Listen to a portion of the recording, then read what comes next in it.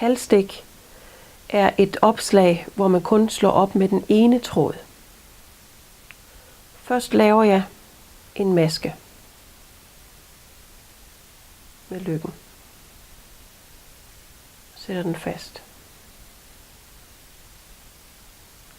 Nu bruger jeg så ikke min endetråd, men jeg bruger kun min strikketråd til at slå op med.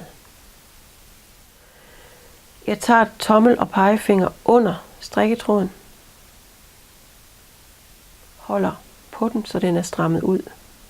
Så tager jeg fat under tommelfingeren, over og henter tråden ved pegefingeren, slipper den og sætter den fast. Tager pinden under tommelfingeren, over til pegefingeren, tilbage igen og stramme.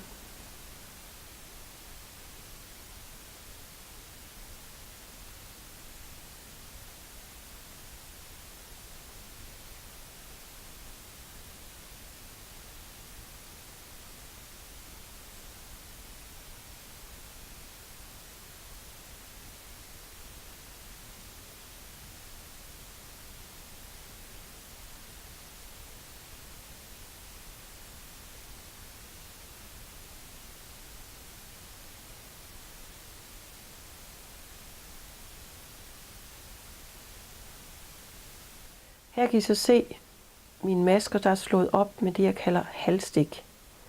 Det er et lidt tyndere opslag, fordi vi kun har brugt den ene tråd, strikketråden, til det. Det jeg vil sige, den kan være god at bruge til, det er blandt andet til knaphuller, fordi den er lidt tyndere end de andre opslag.